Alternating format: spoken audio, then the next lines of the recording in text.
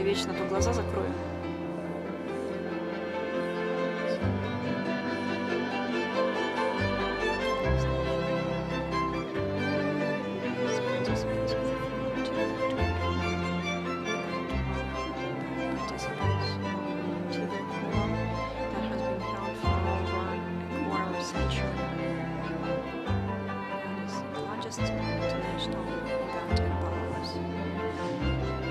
Спасибо. Спасибо большое.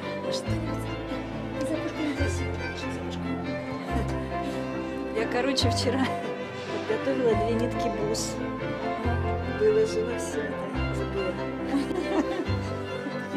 Ваши свои масочки. Да, я, кстати, с этой масочкой себя, знаешь, так вот держала в тонусе. Я очень боялась забыть, потому что я вообще на такси ехала, я вообще даже ключи от машины не собиралась брать. И я уже так, знаешь, эти ключи достала, что думаю, только бы не забыть.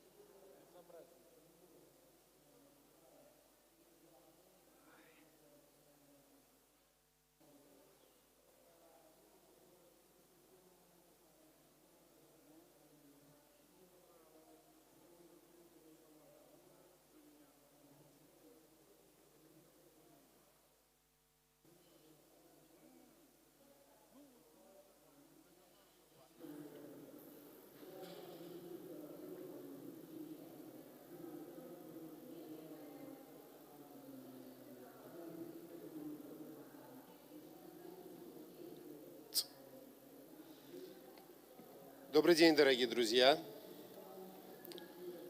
Уважаемые Good afternoon, dear guests, dear participants and guests of the 27th International Forum for Communication Technologies TIBO 2021. The TIBO Forum has been held for over a quarter of a century and is the largest international event in Belarus. Over the years of its history, the TIBO Forum has contributed a lot to the formation of information society and Belarus development of its own IT industry. The implementation of the country's innovative and development strategy contributed to the creation of a favorable conditions for strengthening international cooperation. The perception and deployment of advanced technologies and formation of science-intensive and resource-saving and competitive economy in the world market. The TIBO Forum has become an effective dialogue platform for business communication between representatives of the state, business, professional and scientific communities, and international experts. Dear participants and guests, we welcome you at the official opening ceremony of the Forum Digital Future. First of all, let me invite to the stage our honorary guests. First of all, Minister of Communications and Informatization of Belarus, Chairman of the Organizing Committee of the Forum, Konstantin Shulgan.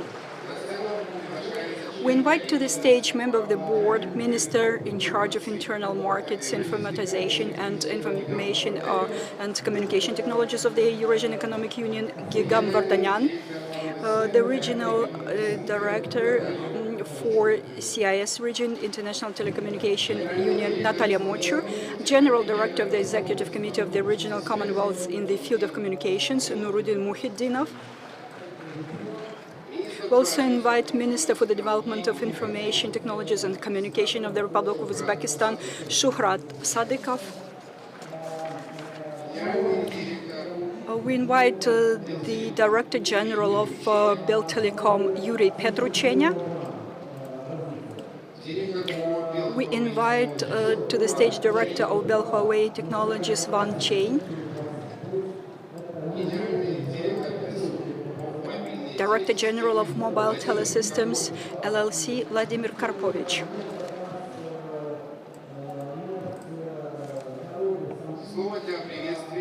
The floor is given to the Minister of Communications and Informatization of the Republic of Belarus, Chairman of the Organizing Committee of the Forum, Konstantin Shulgan.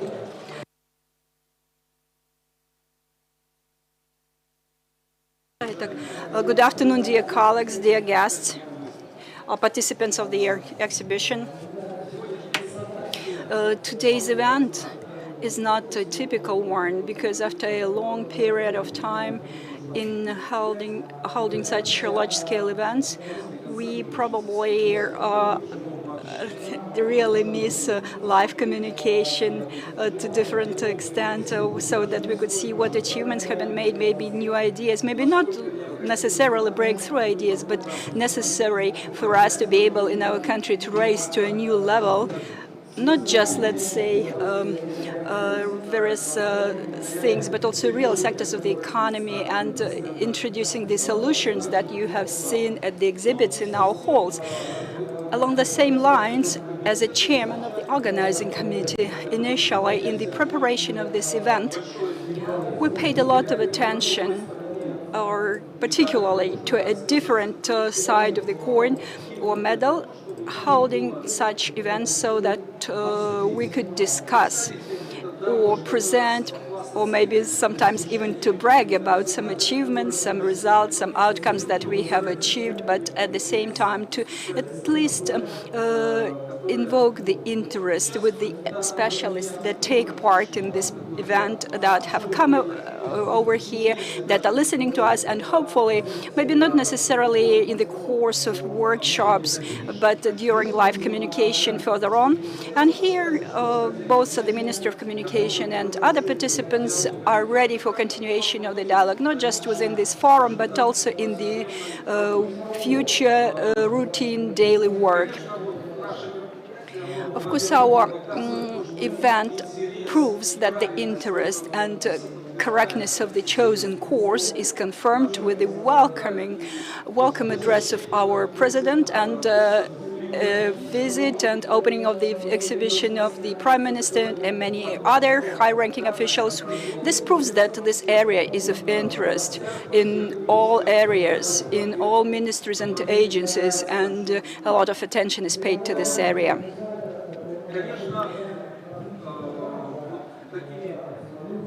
Of course, such may be main highlights of this exhibition. By them, we would like to show not just what we have achieved, but also what we are aiming at and what we are trying to do in the coming future.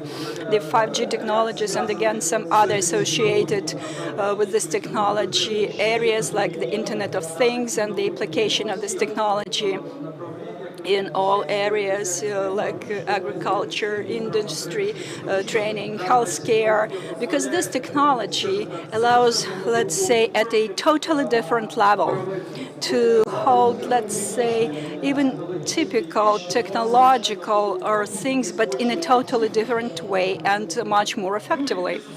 And surely, the most important thing is to which extent we will all effectively introduce all those technological things. And here I'm positive, and I do hope to our common approach, because individually no one will be able to raise that, especially at the scope of the state, choosing that the way to achieve the goal are very right. Not just because we're using some financial funds, but we shouldn't waste time. I think all of us value it much more compared to finances. So I would like to wish us in the framework of this forum and in further activities to find those ways and to find the like-minded people so that those paths are the most effective and be introduced in the real sectors of the economy as soon as possible. Successful work, health, and all the best to everybody. Dear friends, now you will see the welcome address of the General Director of the International Telecommunication Forum, Huling Zhao. Ваше превосходительство.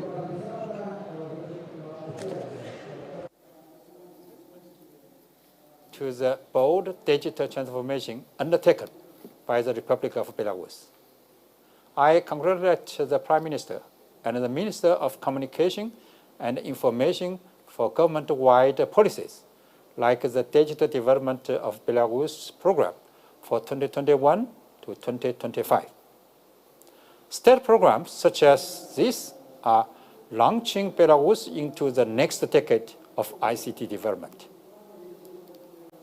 I join you here today to reaffirm ITU's support on this important journey.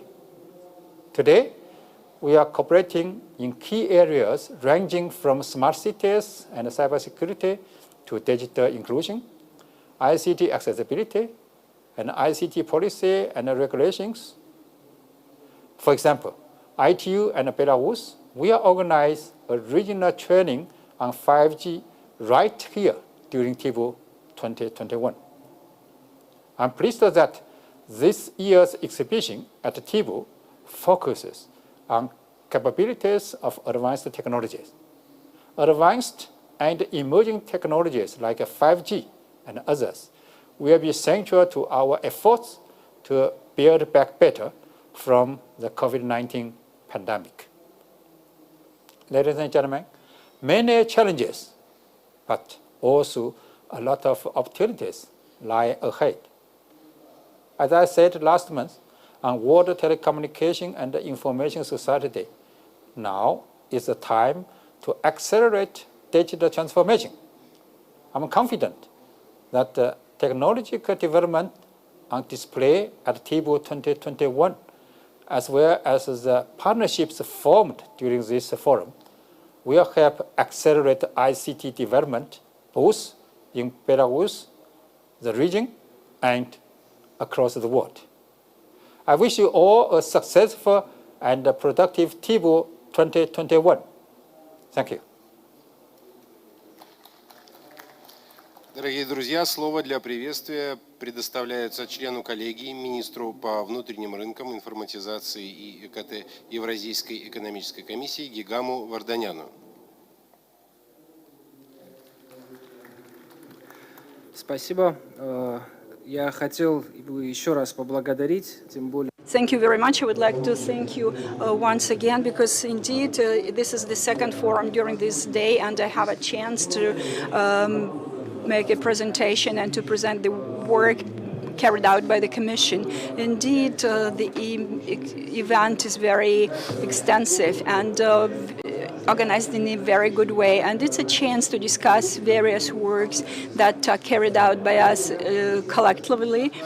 And I think that the name of the forum about digital society, it will be probably more appropriate if I tell you what work is done by the Commission in the area of digitalization. In addition to regulatory part that I have told you earlier today in terms of the area of trans-border turnover of data and the agreement that we're working on, its significance. There's also an area of project works, project activities, and exactly on the 1st of July, the project will be launched to Work Without Borders. It's a rather successful project, and it will be separately tackled on during these days. I won't talk about it in detail, but I think it's of interest, and I invite people to listen to information about this project in more detail. I would like to mention that this project consolidates databases of 5 countries of the social services that has accumulated lots of information for the applicants and employees and employers of our countries, and basically those 5 databases work in the single complex, and they give a chance to our people, to our citizens, to find jobs in all of our countries, and accordingly to employers to find the persons they need. And taking into account that we're slowly living the pandemic situation, this is really very topical because this will be actualized and intensified, and the labor market will also become more intensive. So I would like to suggest that based on those national informational system to find the tab where you can get registered and to look for jobs or employees all over the union. And our second project that we are currently also trying to launch in the near future, and hopefully we will succeed. This is the project Digital Technical Regulation, and this is also a very important area. You know, the technical regulation. This is this thing that often makes businesses spend lots of resources, primarily time-related resources. Those are very difficult processes to undergo different certifications or take account of the standards and so on.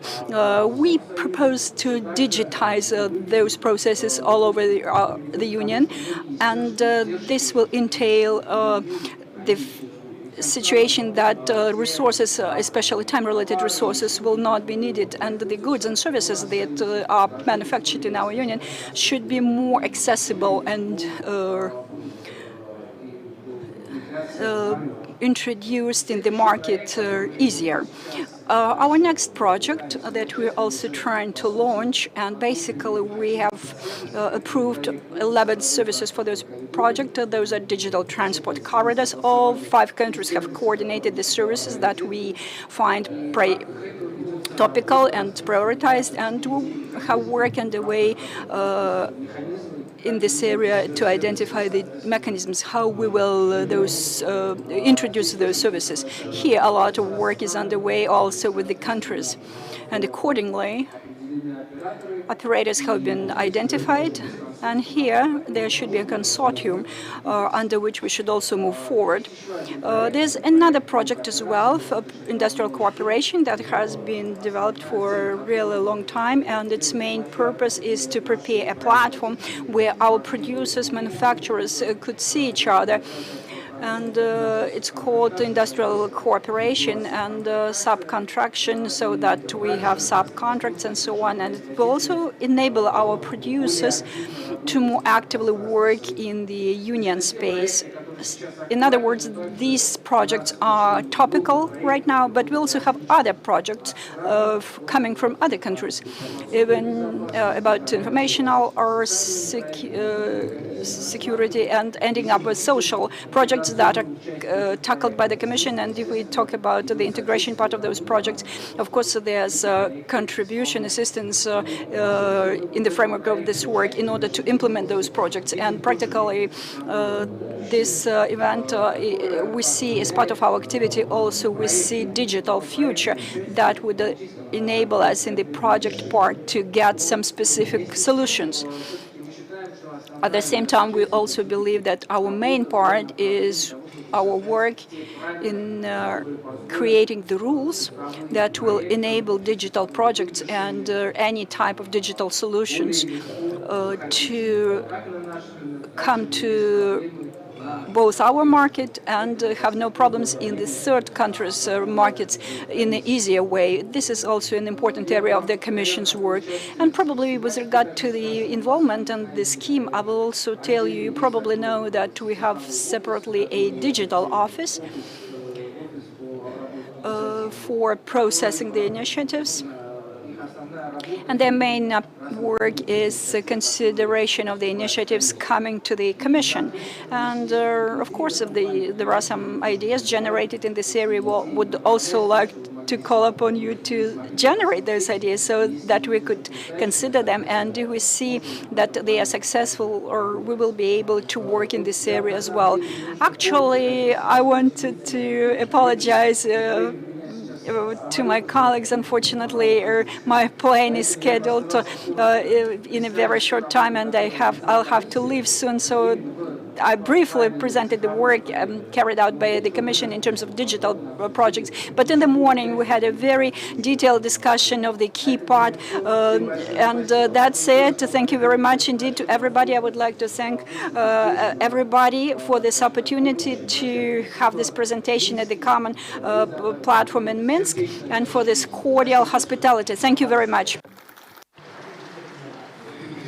Dear friends, I am instructed to read the welcome speech by the chairman of the board of the Eurasian Economic Commission, Mikhail Mesnikovich. Dear participants of the forum, 2020 became a test for our ability to overcome economic impacts of COVID-19. Restrictions on movement introduced to curb the spread of infection made hundreds of businesses work remotely, digitalize production and the economy. The trend for the development of e-commerce has accelerated both in international and domestic markets. And today, when the global economy is at the stage of radical transformations and the digital transformation has affected both the daily life of citizens and the conditions of doing business and public administration as well, it is extremely important to hold international events like TIBO forum in order to exchange experience and develop common solutions. Understanding how important it is to coordinate actions in our common market, the heads of the member states of the Eurasian Economic Union approved the main directions for the implementation of digital projects having two objectives. The first objective of integration is to prevent the emergence of technological barriers and to increase the openness of the economies of the Eurasian Economic Union member states. The second objective is to achieve global competitiveness and integrate into world trade relations. The Eurasian Economic Commission considers the International Forum TIBO as an opportunity to shape common vision of professionals of high priority decisions and projects relevant to two or more countries of the Union, which will strengthen our common market and increase competitiveness. Therefore, as part of TIBO, the Eurasian Economic Commission organized the third Eurasian Digital Forum composed of 4 thematic sessions: transport and logistics services of the ecosystem of digital transport corridors, the development strategy of the Eurasian Economic Union until 2025, prospects, plans and projects, digital projects and initiatives, as well as e-trade, electronic commercial document management and innovative trade technologies. I wish all the participants of TIBO Forum successful and productive work. Chairman of the board, Mikhail Mesnikovich. The floor is given to the Director General of the Regional, Narudin Muhidinov.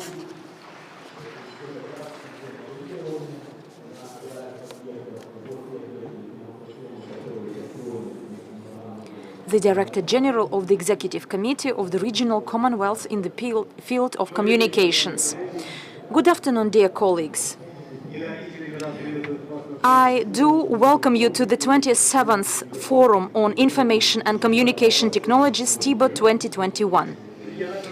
The Regional Commonwealth in the field of communication has a good tradition to participate in TIBO forums, and today is another occasion for us to come to this beautiful country. We see the achievements not only of Belarus but other participants of our Commonwealth with their stands here at the exhibition of TIBO that display new technologies, our new findings and solutions for the future of the digitalization of the global community. Today is the 30th anniversary of the Regional Commonwealth in the field of communications, and I know that in many countries they hold different anniversary events devoted to the Day of Independence, and 30 years in the Regional Commonwealth in the field of communications enjoys some substantial achievements, and one of the key driver into the contribution of the Regional Commonwealth in the field of communication is played by Belarus. A few words from my side about the way Belarus introduces ICT technologies. Today, the Prime Minister in detail explained the position of Belarus being 32 in the ICT rating, and those stands that we see today, and they are a bright evidence of those efforts taken by an extensive team of telecommunication professionals of Belarus. I may not but mention the specific names: Yuri Petruchenya, the deputy chair of Bulgaria. He is the chair of the Commission of the Regional Commonwealth in the field of communications. His staff, Sergei Stefanovich, Igor Kireev, are the heads of the working authorities under the Council of the Telecom Operators. Nina Gordienko is the deputy head of the chairperson of the Commission for Postal Services and the head of the Commission for the Agenda on the forthcoming Congress of the Postal Union. Alexei Ivashkin, who is the head of Bulgaria and the chairman of the working group of the Profile Commission on Radio Frequency Spectrum and Orbiter. And a few words in this land that Shuhrat Muhamedjanovich Sadikov is the chairperson and the Minister of Information Technologies of Uzbekistan and is a chairperson of the Expert Council, and that is the council that drafts model laws. And I would like to reiterate it that here we have a very high-level team that works under the Regional Commonwealth. So, Mr. Shulgan is the deputy chair. Dear colleagues, I do know that I must be short in my welcome speech, and the first part is done. But it should be noted as well that today, as part of the Regional Commonwealth in the field of communications and the work on the finalization of the infrastructure, ensuring provision of digital services is complete. Today, in all CIS member states, fully in all our countries, in all our settlements, there is a possibility to enjoy internet connection. And Belarus is 32 in the rating and number 1 in terms of the bandwidth connection. A few priorities or objectives of the Regional Commonwealth.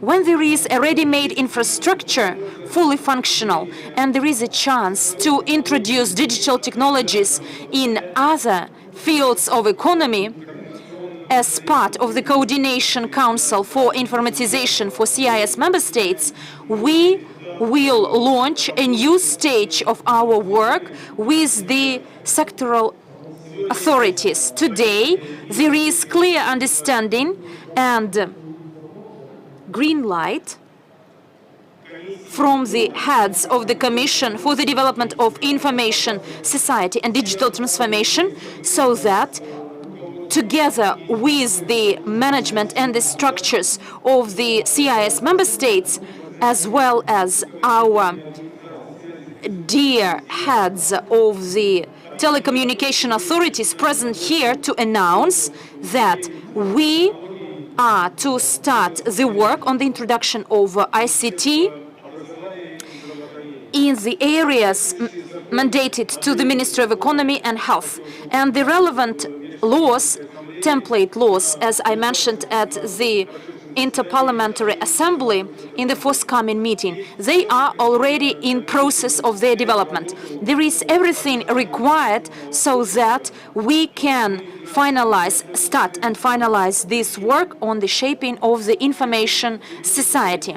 And I am confident and sure that, supported by this team of professionals present here at the TIBO forum, and maybe those people who missed it, but many actually gave their regards and instructed me to give their regards to you, saying that you can rely on us as well, and next time we will come. But those tasks and objectives we have in terms of the shaping of the information society, this is what we can easily do, and I am sure that today's forum and its participants of the exhibition 2021 will learn everything required, all the information necessary, so that we succeed in this. So I wish you all good luck and good health.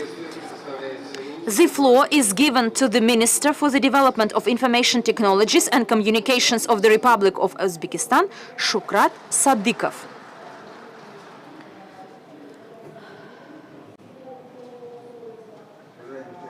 Dear participants of the forum, ladies and gentlemen, dear colleagues, first of all, I would like to thank you for invitation to participate in this forum, and first of all to you, Konstantin, to discuss the relevant issues of digital technologies development and their effects for our daily life. At present, digital technologies become one of the key resources for the economic growth that stem from all the fast-growing and developing processes, including, and for such quickly developing countries like Belarus and Uzbekistan, digitalization is an unprecedented driver of growth and a way to modernize its economic sectors. Dear participants of the forum, today's event is a good platform to exchange insights and to shape common approaches and making adjustments to our agendas for digital development. Dear colleagues, I will not read out the full report, so there is a short presentation prepared, and I want our colleagues, our specialists, to demonstrate it. If there are any questions, I will be ready to answer them. E-governance. In Uzbekistan, there is over 35 million people in population, and the number of users of internet is over 22 million. On the 5th of October 2020, the president of Uzbekistan, by its edict, adopted the strategy Digital Uzbekistan until 2030.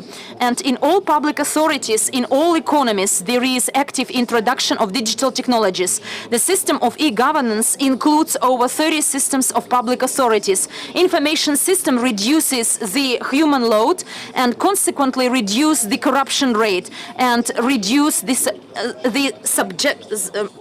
the red tape, and they improve the quality of services provided. And the government adopted the decision to increase, to double the number of people who will get these special benefits. The information system, the common register of social welfare, enable to find out vulnerable families and to provide targeted benefits to them. After the introduction of the information system, emergency ambulance, the time of waiting reduced twice, and the teachers may reduce up to 20 hours per 1 quarter by using electronic diaries and registers. The access to the information system of different ministries and public services is provided through one ID identification system. The electronic interoperability of different public authorities is ensured through the interministerial platform e-governance that links about 20 systems. On the common portal of e-services, there are 250 services provided. There is one common register of classifiers, and at present it is possible to integrate 41 classifiers by one web service. The common billing system of e-government enables to control the indebtedness and the reports and shape the bills for paying levies and taxes. In 2020, the billing system provided over 17 million transactions in total amount of over $200 million. Telecommunication infrastructure, modern, covering the entire country, digital infrastructure is the basis of digital transformation. In the territory of Republic, there are 6 telecom operators that provide services to over 25 million users, and the networks of digital TV actively develop and cover 100% population of Uzbekistan. The analog broadcast is over, and the capacity of the channels increased by 32 times, and the cost of telecom operators reduced substantially. There are other steps taken to increase the infrastructure and to expand the networks of the bandwidth and the networks of the telecom operators in the Republic. There are Wi-Fi dots in public and tourist destinations. The image of the country changes substantially. The market has the foreign actors, and there is the protection of the interest of different stakeholders. IT education is the most valuable resource in ICT sector. Highly qualified staff. Uzbekistan is one of the densely populated country in Central Asia. 60% of its population are the youth under 30. The government creates conditions for the education and training in ICT. In 2020, the program 1 Million Programmers was launched, providing free education in ICT fundamentals, and over 150,000 students receive this training. And around the country, there are specialized schools with the in-depth knowledge of ICT technologies and foreign languages. Yearly, these schools will produce over 20,000 students. And in each university, there is a module on digital literacy, and the incubation centers are set up. Over 10 higher institutions of the country train staff for ICT sector. Tashkent University of Information Technologies by Muhammad Bizri, the basic higher institution to train specialists for this sector. A university in Tashkent is the first university in a foreign country of Korea, and the training is provided in line with international standards. A campus in Tashkent is opened by one of the lead universities of India, who are in top 3 of best universities of the world. And together with the Belarusian University, Tashkent University of Information Technologies has a joint faculty on ICT. There are IT centers set up in the Republic offering different training programs for training IT specialists. There are over 150 centers open, providing training to over 250,000 attendees. After this training, young people could reveal their potential in the opening of startups and as freelancers and in IT parks in every region of the country. Until 2028, IT companies have unprecedented tax exempts based on the territorial principle.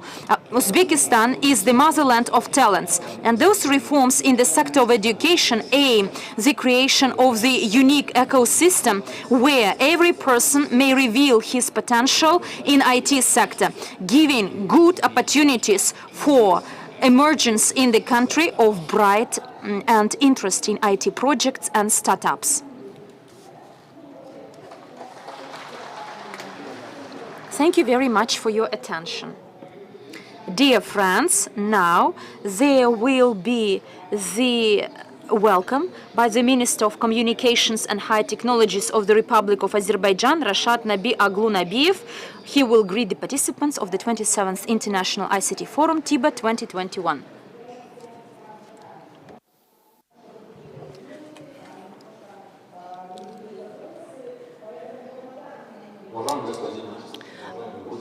Dear Minister, dear guests and forum participants, first of all, let me welcome all participants of the 27th International ICT Forum, TIBO 2021. This event is an important platform for introduction of progressive ideas and solutions that are laid down into the platform of the world digital future. Over a long period of time, Azerbaijan has been taking an active part in this activity, presenting the national exhibit. And we take part in various, jointly with Belarus, ministerial events, which is an example of friendly relations between Azerbaijan Republic and Belarus, and also the partnership of our people. Over the last year, because of the COVID-19 pandemic spread in our life and like globally, huge changes have occurred. And during the pandemic, we got once again convinced about the role of digital technologies in the life of all people.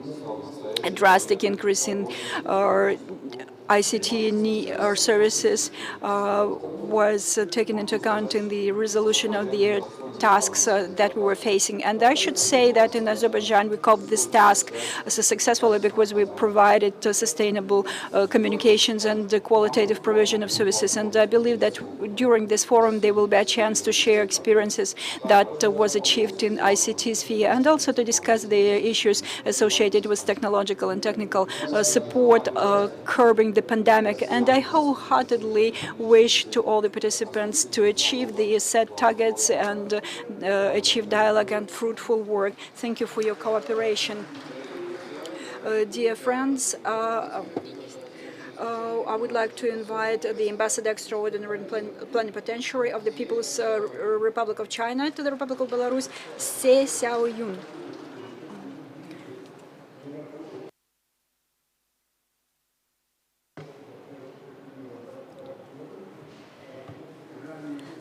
Dear friends, ladies and gentlemen, friends, good afternoon. It's extremely pleasant for me to take part in the ceremony of opening of the 27th International Forum on Information and Communication Technologies, TIBO 2021.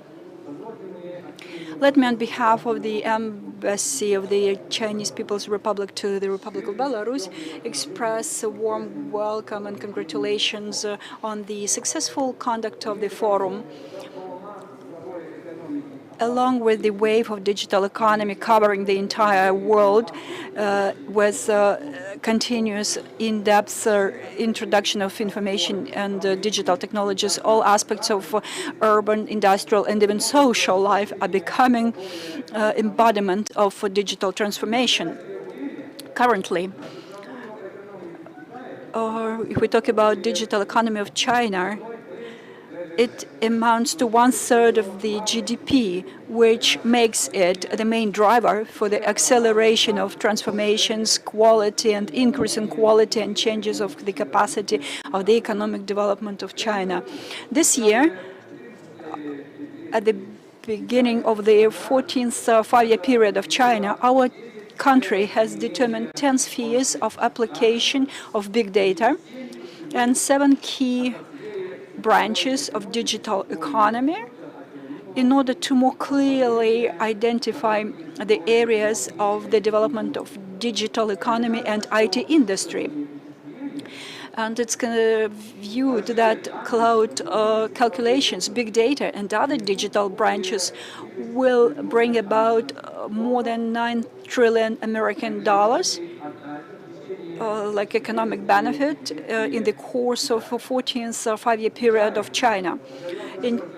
China pays a lot of attention to the development of communications industry and is actively building a digital Silk Way with other countries of the world. And Chairman of China, Xi Jinping, repeatedly stressed the importance of digital technologies in promoting the cooperation and joint construction of One Belt, One Way. As of April 2020, China signed a memorandum on cooperation of the digital Silk Way with 16 countries, including the UK, Republic of Bulgaria, Saudi Arabia, and other countries. In the course of implementation, there are more than 80 projects for a total amount of more than $79 billion US. At the background of the spread of COVID-19 epidemic, which seriously impacts the world economy, digital trade and transborder, e-commerce, 5G, and intellect and other technologies play increasingly important role. A quickly developing digital economy of China will bring about good opportunities for the development of Belarus and countries that are located along the route One Belt, One Way. Notably, in Belarus also values the development of digital economy, and President of the Republic of Belarus, Alexander Lukashenko, has repeatedly put forward different tasks and signed a decree on the development of digital economy in December 2017. Thereby providing unprecedented support to this sector and has created good conditions for building a digital economy. And your Prime Minister has also pointed out that digital transformation of the economy is one of the prioritized areas of Belarusian development for the coming 5 years. Also, it's the main task of the government. In February this year, the government of Belarus has adopted a state program of digital development of Belarus for 2021-2025, laying down a solid legal framework for extensive development of the digital economy in Belarus. At present, the relations of trustworthy strategic partnership and mutually beneficial cooperation between China and Belarus are at a stable and good level. Dynamic cooperation in various areas brought about good results, and mutual exchanges in the area of communications have become more active. I'm pleased to know that China and Belarus have achieved important results in digital cooperation. In February 2020, Chinese Belarusian Industrial Park Great Stone and participant of this forum, Huawei company, signed a framework agreement on cooperation in 5G area. Thereby, the industrial park, the Great Stone, has become the first platform in Belarus for testing of applied technology 5G. Chinese Belarusian Industrial Park has entered the stage of qualitative development in the area of internationalization and ecological and digital development. Based on the existing cooperation, the Chinese party is prepared to continue strengthening exchange of knowledge and mutual training with Belarus in the area of communications and informatization, to deepen cooperation in the area of regulation of political basis for digital governance, research and development, training of personnel, and so on, and in other areas, in order to implement mutually complementing economic advantages of both countries. The future has already come, and we hope that China and Belarus will go forward jointly, hand by hand, and will use this chance to give additional impetus to the urban development of cities and branches of economy, sectors of economy, helping people to enjoy a comfortable digital life. To sum up, I would like to once again to wish a successful forum and thank you for your attention. Now, our chairman of the State Committee on Science and Technology of the Republic of Belarus, Alexander Shumilin, is invited to the stage.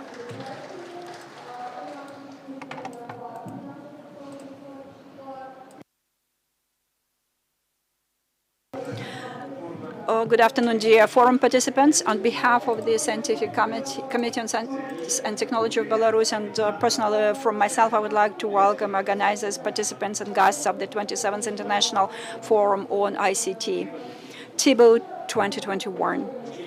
Taking into account the significance of these spheres for the economy of our country, in the coming 5-year period, the state will concentrate its efforts, first of all, in the area of digital development.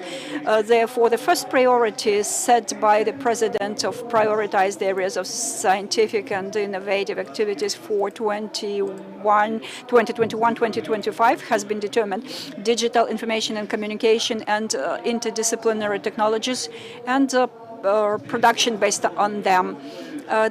In the country, all relevant conditions have been formed and for the digital economy, and IT sector has been showing a steady pace of development and becomes a driver of the development. In 2016, for instance, the share for informatization was 5%, and in 2021 already much more. And the export of computer or telecommunication services achieved $2.7 billion and provided for more than 30% of the entire export operations of Belarus. Only during the first quarter of this Belarusian exports has increased by 17% compared to the previous year. During building digital economy, the state pays particular attention to the development of scientific branch. Currently, the state system of scientific and technical information represents an information and communication basis of the national innovative system. The created infrastructure of information communication, scientific educational and computer networks with very good resolution capabilities over the last years, 13 automated information systems have been created and 5 information resources. For dynamic development of the digital economy, artificial intellect is required, broadband communication, cloud services, and the Internet of Things. Therefore, Belarus is actively mastering and using technologies for broadband communication and cloud calculations. And currently, our scientific and production sectors are facing an important aim, fully fledged introduction of digital or technologies that form a nucleus for the development of the new industrial complex. Significant modernization of the production sector by using our software and equipment based on the artificial intellect technologies and 3D printing and robototechnical equipment allows to introduce interdisciplinary paradigm of a new type, smart industry, which is a key factor for the increase in competitiveness. In medical sphere, a lot of work is done in order to create a centralized system in the country of the electronic healthcare with the use of electronic medical cards. Precision agriculture is developed, which will allow to decrease the cost not less than by 15 to 20%.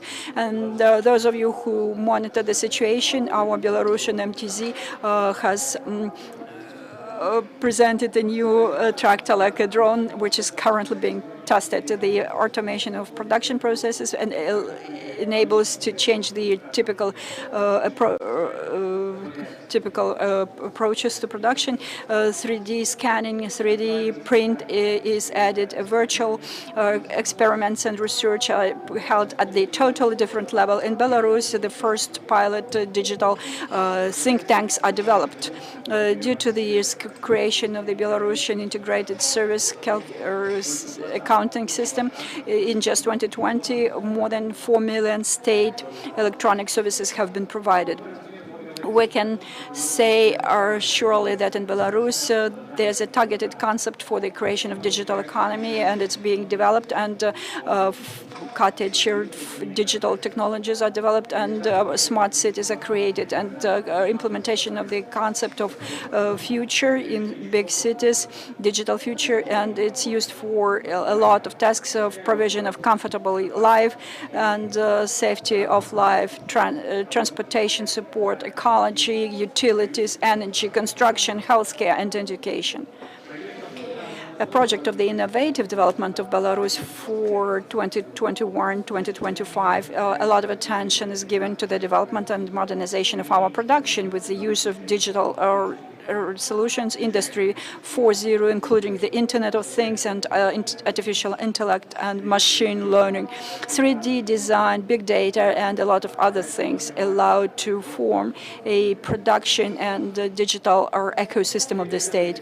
All forward-edge technologies of the academia and sectoral science of Belarus in the sphere of communications and banking technologies are presented at the forum, and I propose that all participants of the forum take part in that and have a look, especially to the exhibits made by our young people. I'm sure that introduction of digital technologies in the real sector of the economy will become a driver for formation in the country of the digital economy of the electronic state, and will serve to achieving the task set by the head of the state to create an IT or good IT in the country. And I really wish to forum participants good discussions, of course, new contacts, and to everybody to find not just new partnerships but also new friends at this forum. Thank you very much, and good luck.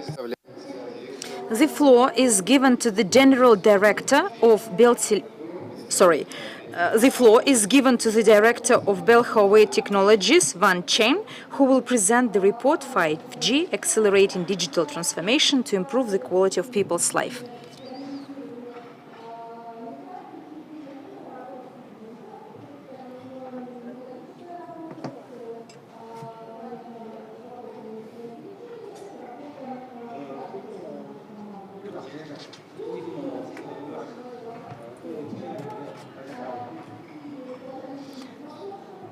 Dear Mr. Shulgan, Ambassador Extraordinary and Plenipotentiary of the People's Republic of China, ladies and gentlemen, good afternoon.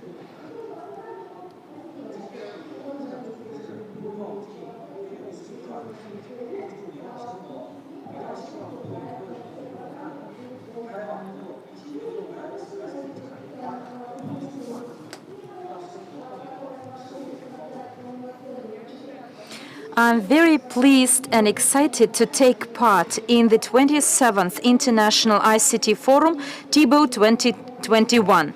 Today, I'd like to tell you about 5G Union accelerating the digital transformation for the improved quality of life. I hope for our cooperation and joint development of digitalization and improvement of ICT technologies in Belarus to make our society more inclusive.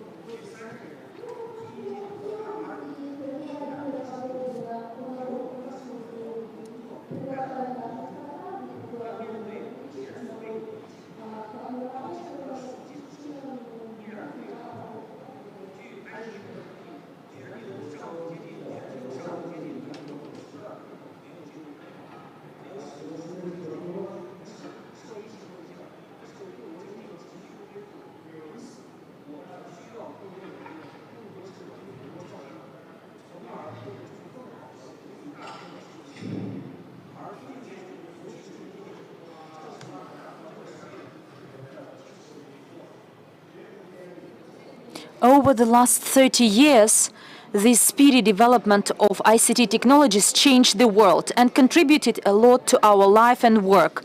But in the face of unprecedented challenges, today's infrastructure is underdeveloped, and according to the statistics, about 50% of the global population has no access to internet and does not use digital technologies. At the same time, because of the impacts of the pandemic, the economies of many countries need to restart and recover. Therefore, we need more intelligent technologies, smart technologies, more innovations to develop and shape the digital world that will be better for the people. 5G is the foundation for the development and building of this digital world.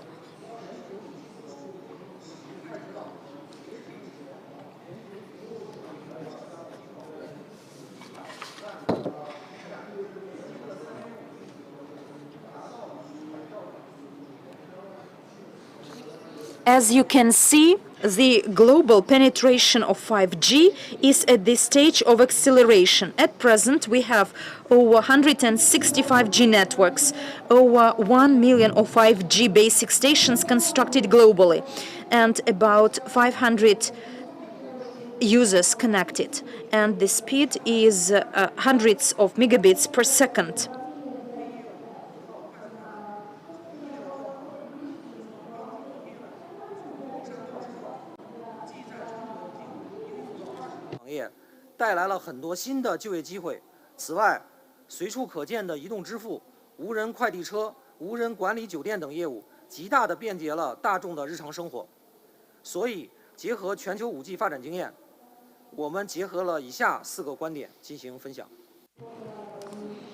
And in China in particular, where 5G is developing very quickly and the 5G networks are deployed quickly, 2B services develop quickly as well in different sectors, including healthcare, development and of ports, metal cutting, mining sectors, and manufacturing. In China, 5G is used in over 20 sectors that created new opportunities for employment of the population. In addition to that, the mobile coverage and pilot-free communication and pilotless management of hotels simplifies the life of the population. Therefore, based on the global experience of 5G development, we sum up our conclusions and would like to announce the 4 key lessons learned. 愿望非常强烈，但是我们需要深入到不同的应用场景，找到一些标准，对这些需求进行筛选，找到真正值得大力投入的刚需。华为提出了这个4个标准来选择刚需：技术相关性、商业潜力、产业链成熟度和企业的标准化程度。 First of all, out of all the scenarios, the relevant scenarios are to be identified. At present, all the sectors are ready to absorb 5G technologies, but we are to test the relevant scenarios, develop common criteria, and filter out the requirements and understand what to invest first. Huawei offers 4 criteria: the technological relevance, business potential, the maturity of the industrial chain, and the level of standardization of industries. 网络要能适应不同的应用场景，网络是5G 业务的根本，网络设备及网络的规、建、优、维能力需匹配行业多元化的场景需要，这需要制造商和运营商一起深入行业实际，持续创新。 Secondly, the networks are to be easily adapted to different applied scenarios. Networks are the foundation for the 5G services, so the construction, maintenance and optimization of the network must be in line with different requirements and needs of the sector. And this requires telecom operators and builders to cooperate to improve their practices and deploy innovations continuously. 种类更多，成本更低。当前5G 模组价格已经降到了100美元，到2022年底将进一步降到40美元，这将极大丰富5G 终端生态。В-третьих, больше типов терминалов 5G и снижение затрат. В настоящее время цена на модули 5G была снижена до $100 США. А к концу 2022 года она будет еще более снижена до $40 США. Это значительно обогащает экосистему терминалов 5G. 第四，5G to B。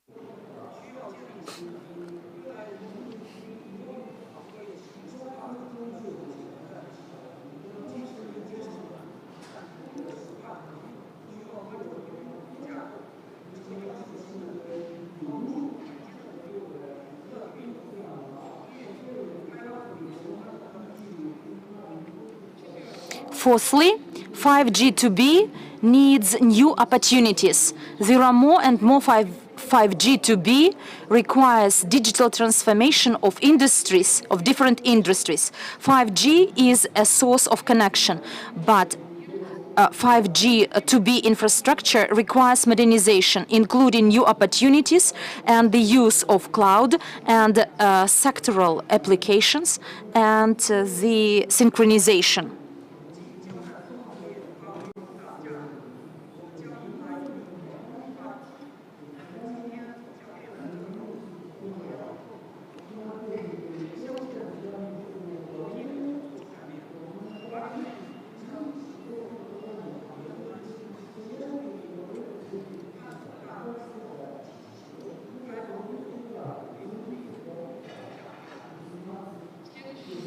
In the next decade, 5G will bring a great value to many sectors, and there will be another golden era of development. There will be a lot of challenges to address on this road, but every new step means transformations, and Huawei is ready to cooperate with corporate clients and partners in the sector to study the opportunities and to take all the efforts. We are ready to cooperate openly to get mutually beneficial results. Thank you.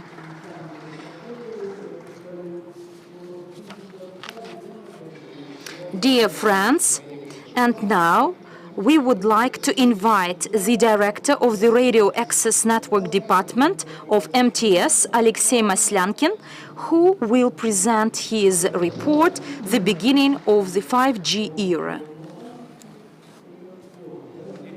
Good afternoon, dear colleagues.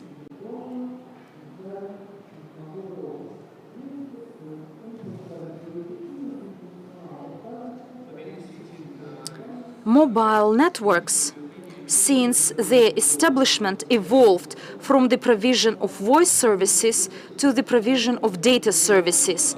At the same time, the development of mobile networks was a source for the emergence of new services that were keeping up with the latest trends. We remember the 2G, and apart from voice, there were short messages and data transfer started, and they were used for the system of alarm systems, for the systems of the creation of digital offices. And back then, it was only at the stage of its generation. Then there was 3G and the digital office and mobile mailbox, which was widespread, and 4G actually resulted in the maximum capacity of these services. 5G and is a new level of network characteristic compared to 4G that allows us to implement the potential of new technologies that emerge on the market, including robototechnics, automated transport, cloud gaming, drones, the artificial intelligence, and many, many others. All these technologies over the last years are booming, and they all require for their functioning the accessible and highly productive network that is 5G. And 5G networks enables us to diversify the characteristics of the network depending on the type of the applications used. For instance, they may ensure low delays for users that are critical to this parameter, or smart production, smart warehouses, or remote management of different technologies, and high-speed technologies on the platform of cloud gaming, artificial intelligence, and cloud computation technologies, and the applications for Internet of Things that may ensure a large number of connections and ensuring and providing high degree of reliability for all the users. And as the previous speaker mentioned, to date, 5G networks are deployed in many countries, 24 EU member states, the United States, China, South Korea, Japan, and many other countries as well. In Russia, they are still discussing the format of the launch of 5G networks and the use of the bandwidth frequencies. And in these discussions, MTS company shares its vision and position that 5G networks must use those frequencies that are harmonized and most popular with those used globally for the maximum maintenance of the infrastructure of the users' devices, and the development of 5G networks should be on competitive basis. Our experience suggests of the development of the networks of the previous generations, including 4G, will ensure the cost effectiveness of the development of 5G, maximum speed and maximum accessibility of the services to the final users. At the same time, while these discussions are still ongoing, MTS actively, together with its partners, explores the opportunities for the use of 5G networks for the generation of new services mentioned above. And starting from 2019 in Russia, in MTS network, there are over 30 pilot test demonstration zones of 5G, and we are in process of deploying of another 50 that will be deployed with different partners. And the list of partners we cooperate with includes the corporate businesses, the city municipalities, universities and institutes, research institutes in the area of 5G networks, new types of services, and the companies that provide and produce devices for 5G. And the mass market is not neglected as well. In terms of the frequencies to be used to deploy at these test pilot networks, first of all, these are those permitted. And 79 millimeter, 258, if my memory serves me right, and the existing frequencies of LTE that are available today. And in these frequencies, we test the regime of the spectral sharing of 5G network so that we can quite easily deploy 5G networks on already existing infrastructure, network infrastructure. The format of organization of those is different. They could be either temporary test zones or stationary pilot zones under the permission we received from the regulator for the organization and arrangement of these zones. And the cases tested, we try to cover the maximum spectrum of different uses, as I said, including smart city, smart office, video analytics, drones, and automatization, many other cases that are actively discussed with our partners. In addition to that, when we arrange these zones, we also gain experience as well. We understand how to build the network, which architecture to use, and how to plan it, how to manage the mobility of the users to reduce the load on the network. We test new devices that emerge on the market, whether they are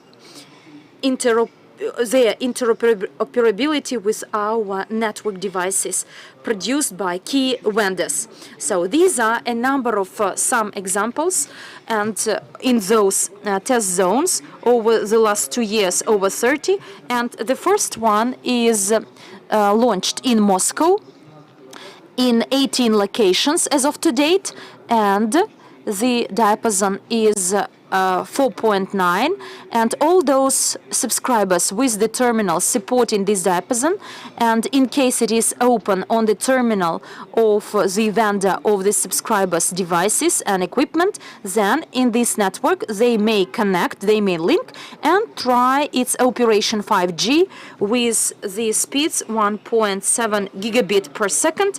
And yesterday there was the news that a similar network in 14 locations was launched in St. Petersburg. And another example is the first in Russia incubator, startup hub, that was launched in Moscow in 2019, and the second incubator which was launched in St. Petersburg in March this year. This incubator allows young companies that develop devices, including 5G supporting devices, to come to us and get the relevant support grants for their developments and get access to networks of MTS, to platforms, including the platforms of 5G network that is launched in this startup hub, and to get expertise from our company when they develop the devices, technical guidance by vendors, and the laboratory in terms of 5G equipment is equipped with the devices of such vendors as Huawei, Ericsson and Nokia, and the dispatching is Cisco, Ericsson and Nokia, and they support the regime of a non-standalone, standalone, the diapason of 27 gigahertz and others, so meaning that we provide the maximum coverage in terms of testing of different devices and equipment and their development in the labs. One of the examples of the work with the municipalities is the demonstration of the solution Smart City, which was displayed for the Department of Information Technologies for Moscow in 2019. We demonstrated cases linked with the safety of the road safety, smart crossroads, smart pedestrian crossing, and at the exhibition hall there was a pilot zone, and these cases were demonstrated successfully there when a car, after or the driver of the car was notified of the risk of any barrier on the road in advance. They are warned with the use of the information that is transferred via the network. And another example here of the pilot zone of 5G that was deployed in the territory of Skolkovo and international Skolkovo, cluster Skolkovo, together with Skoltech and the medical cluster.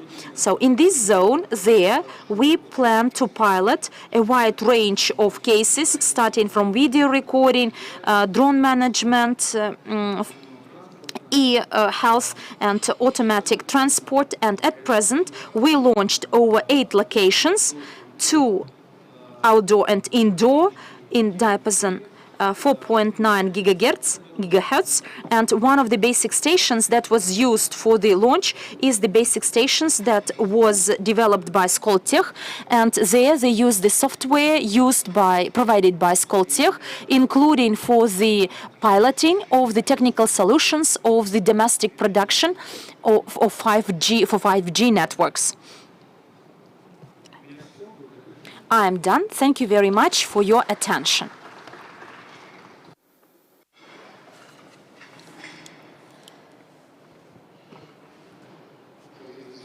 Dear friends, now you will hear a presentation of the founder and managing director of the Emar Properties investment company, Mohammed Ali Al-Akbar, that will make a presentation on the concept of the North Coast investment project to build a smart city.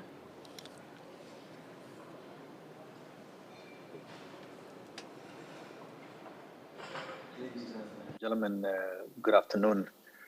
Such a great pleasure to be able to join you on this really amazing gathering.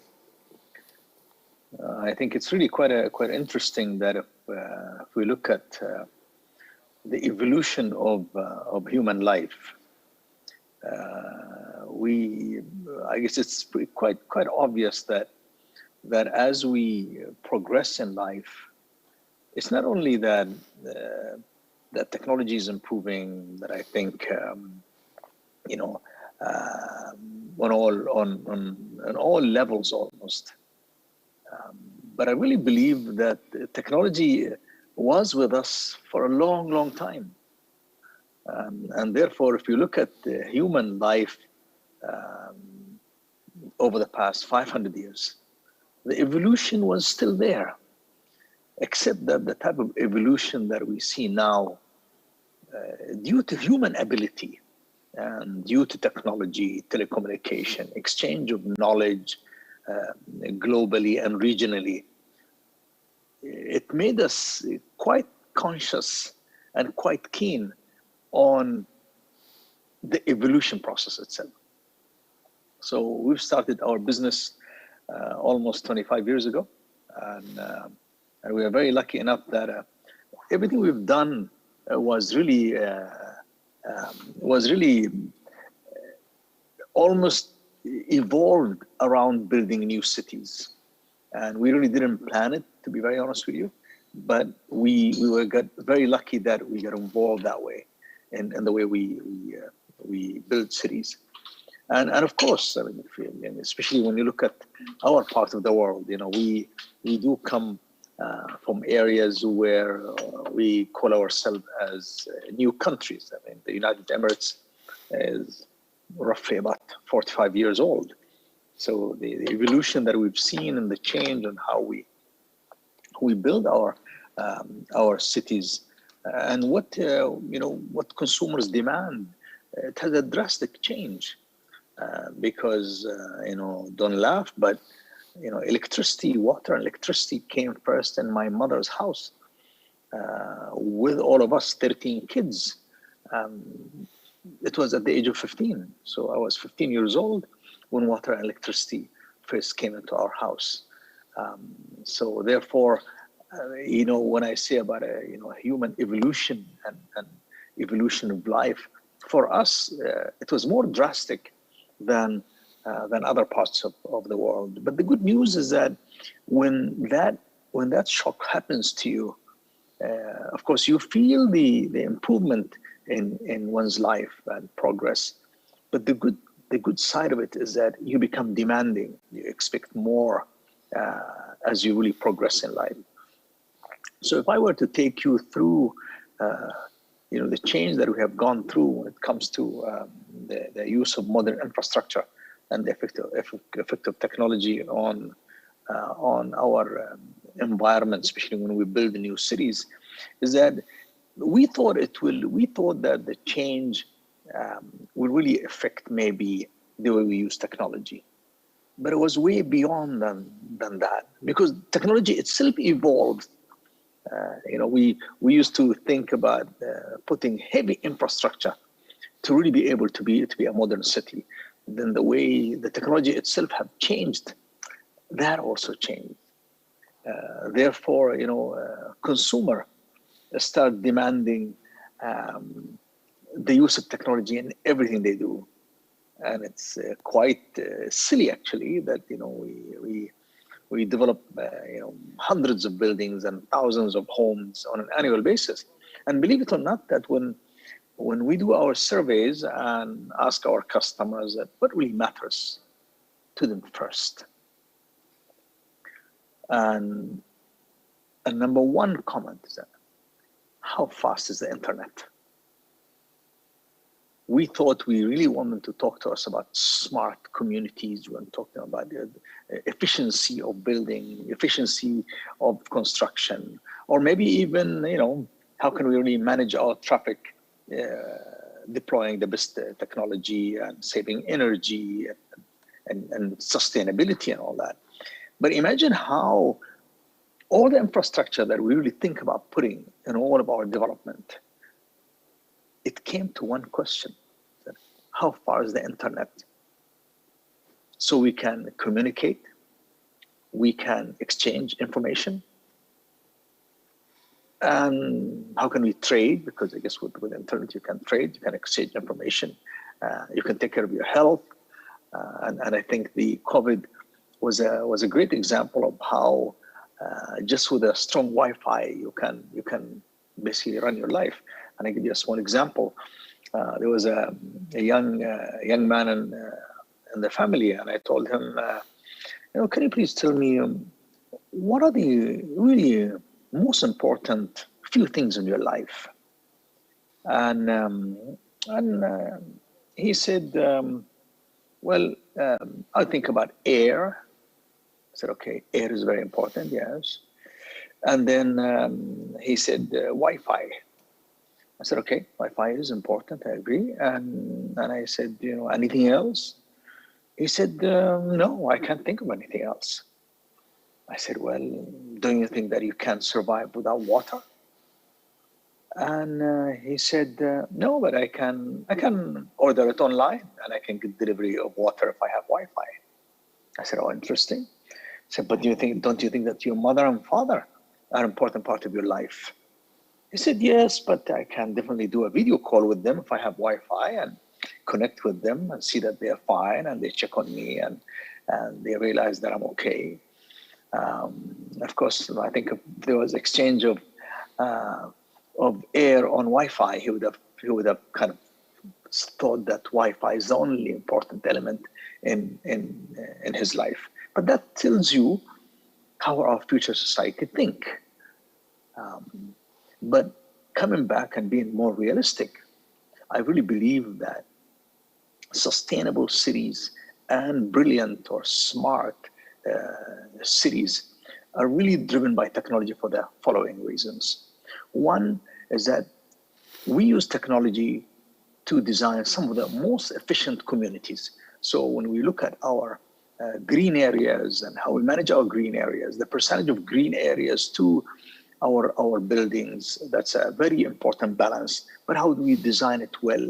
How we irrigate it efficiently? How we take care of our green area using technology is pretty advanced system nowadays. But how can we do it with minimum cost to our customer and to our cities? And that's a very important subject on sustainability over there. But this issue of green area, maintaining it, looking after it, is also what really consumers demand to live efficient life. It's not only the Wi-Fi, but without also green space. And I really think if you look at Minsk as a city, I think the city have done an amazing job in showing a real example of what beautiful green space is all about. But then how can you irrigate it, take care of it, monitor it, maintain it at the lowest cost? Of course, everybody talks about traffic issues nowadays. And when it comes to traffic issues, I think today traffic is managed using very modern technology. Not only managing the traffic, but today the technology itself and the data help us design roads in a much better way. While we are collecting data, we also learn what is the percentage of roads compared to bicycle routes, because that's another way of life that's also changing over time. Therefore, can the city have a live data that collected on a weekly basis, daily basis, or maybe live data? So you understand the change in human pattern and how they live. How you can monitor how much time they spend in the green space between winter and summer. And therefore you can take decisions on how to improve the quality of their life, their safety, what facilities you provide for them, from understanding how they live. And of course, the gentleman before me was talking about 5G, and 5G is with us, but we'll go way beyond as well 5G. Now, going back and looking at cost of living, therefore technology will help us understand cost of energy. And cost of energy is only the beginning of the formula. How can we really design buildings that are really efficient when it comes to energy? But at the same time, collecting data about how people live, we'll be able to design our technology, our power need and our energy need even more efficiently, and changing the source of what type of energy that can be provided. Of course, when you come back and look at commerce itself. I'm also in the business of e-commerce. And if you look at commerce itself and collect enough data, what are the commerce activities that you're going to provide to the dwellers in the city to make sure that you provide services at the right point, at the right time, and the variety of services you provide. Interesting, we've done a recent study, just monitoring data from smart cameras on roads, but at the same time collaborating with food delivery companies. And it's interesting that you really can provide, for example, we design certain restaurant sizes and what electricity each restaurant needs before the restaurant owner comes in and rent the space. Because the data tell us that neighborhood, are they really ordering a lot of pizzas online, or are they ordering a lot of barbecued meat online or other variety of food? Because the power that we have to provide for a pizza shop compared to the power we have to provide for a restaurant that does a lot of different cooking, that also give us a chance of how we can really improve the quality of the type of food outlets we will provide. I do apologize, my granddaughter came to say hello to all of you. That's a surprise visit. I'm sure her technology knowledge is going to be way, way better than all of us. And I really think that we should also, when we provide smart cities, it is really for people like them. I mean, they will be demanding so much when it comes to having efficient cities, green cities. We don't waste energy. We are efficient in our design. We can gather data, so we can really gather the data fast and be able to take decisions to really satisfy children's life like them, or younger people's life like them, to be able to make these cities of course livable. At the same time, using my e-commerce knowledge, one of the things that they will notice as well is that gathering information not only to be able to upgrade services or have efficient road traffic or that, but what's really quite interesting is that you discover the change in human life in human pattern. And with that change in human pattern, using the technology and the data you collect from how people live, am I going to be able to change that bicycle route from 2 meters wide to maybe 3 meters wide, right? Or from 3 meters wide to 2 meters wide? Or will I be able to maybe increase the space of my parks and lake areas, or have possibly changes to in schools as well? So I really think that the key to all of that is how capable are we that we provide great infrastructure for maximum efficiency, but at the same time, how equipped are we to really learn and start upgrading the services we provide in the cities? It's similar to how your iPhone or your Samsung phone upgrade, and this upgrade is really coming from the way you use your phone and they understand your need. And I really think that more important than smart cities, because smart changes over time, is that how capable are we to help build cities that can evolve over time and be good enough for our children and their children, and the new technology and the new way of life. But that, of course, will start with the biggest challenge we all have in our lives, is that how capable are we of having the smartest people to come and join us and help us and guide us in our plans to make sure that we do things right. I would also, it would be an honor for me if any my colleagues have any questions or thoughts on this subject, I'll be quite keen to hear as well. I would like to also take this opportunity to really congratulate all of you for this amazing gathering. I think you are touching on an important subject for people's life in Minsk and in the world. And I really hope that this gathering give us some thoughts that we all can come back with, exchange and learn and improve how we do our business and serve our societies.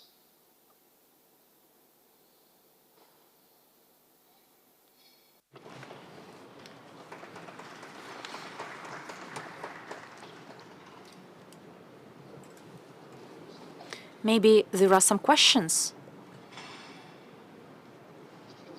Well, dear friends, I'd like to thank everyone in the participation of the official opening ceremony of the Digital Future Forum, and thank you for your attention. Thank our speakers for their time, for their speeches, and wish you all very good and productive work as part of the forum exhibition.